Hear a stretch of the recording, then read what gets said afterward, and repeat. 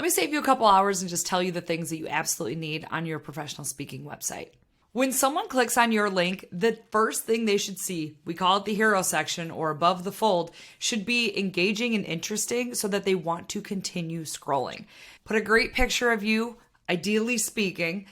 Put a benefit statement of why someone would want you to speak for their group or organization, and then talk about who you specifically talk to.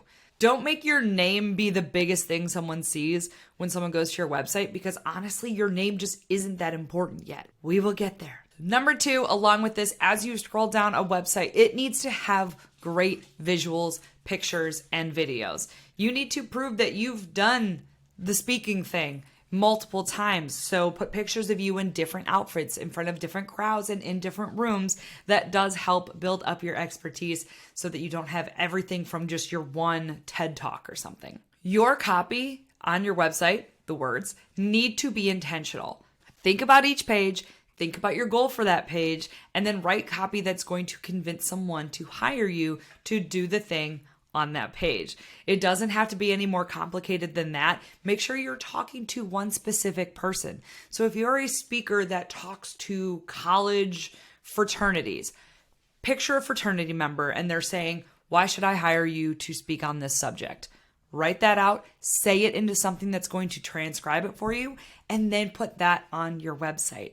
Don't make it some big long thing. Every single page doesn't have to have every single award that you've won or family life intro or whatever. Just talk to the one person, put it on the page, and then you are good with your copy. Navigation needs to be simple. You know the menu bar of your website? Don't make that any cute names or program names. If you're talking about speaking, put speaking, and then on that page you can list out more of your topics. If you do coaching, don't do the name of your coaching program, just put coaching. It needs to be simple because someone that's coming to your website doesn't know what your programs are, and you need to point them to where they need to go to learn those things. If you're putting the cutesy names, the brand names on things like that, you're just confusing them because they don't know you yet, and that makes you look like you don't know who your website reader is.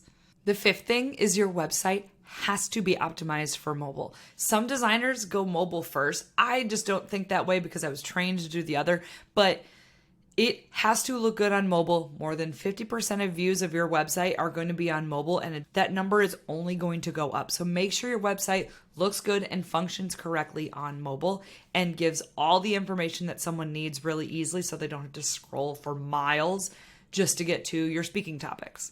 Number 6 is it has to be a fast website. Someone is not going to sit for 10 seconds while your giant photos load. They're just going to go back, think that your website's broken, and find another speaker. Let's get out of the techie thing. Number 7 is good, clear call to actions. Your buttons should be very obvious on your page. It should not look like all of the other text. It should be in a shape of a different color.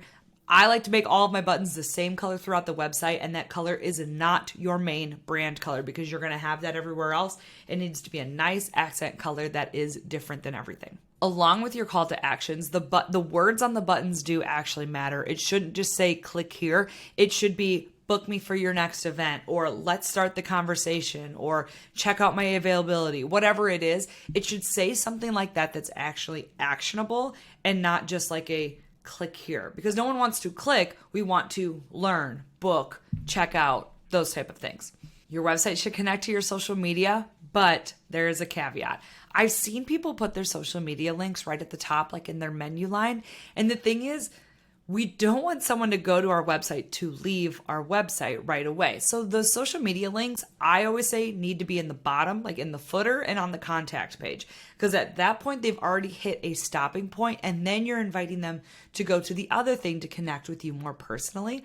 But if your social media links are at the top, we all know what attention spans are.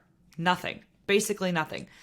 So don't put your social media links at the top. Don't invite someone to go check you out on LinkedIn the moment they get to your website. Put it in your footer, put it in your contact page.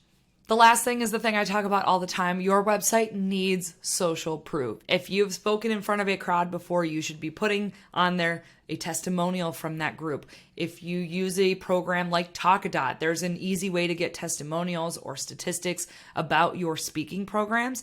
And so doing that is going to help you establish yourself as an expert and show to the people that are reading your website that you can be trusted and that you know what you're doing. I've been in an organization where they brought in somebody that wasn't a good speaker and just said that they were, or were a friend of somebody that was a friend of somebody that was a corporate partner. Basically, listen, it only takes one bad speaker to make a meeting planner completely nervous about hiring another speaker. So you need to prove that you're trustworthy at every turn of your website. I highly recommend not making just like a reviews page, but scattering those testimonials, scattering different logos of people that you've spoken to across your website by all of your call to actions, by the way.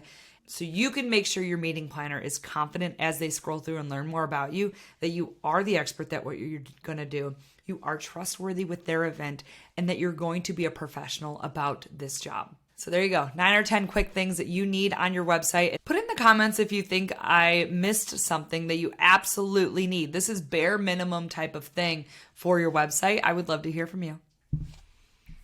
And if you're looking for someone to design your website, I would love to chat with you. I specialize in websites for professional speakers and coaches. You don't even have to be a Bears fan, but it's pretty nice if you are. Go Bears. Side note, I am recording this on the first week of NFL football, and I'm just a little excited, so that explains that outro. Bye.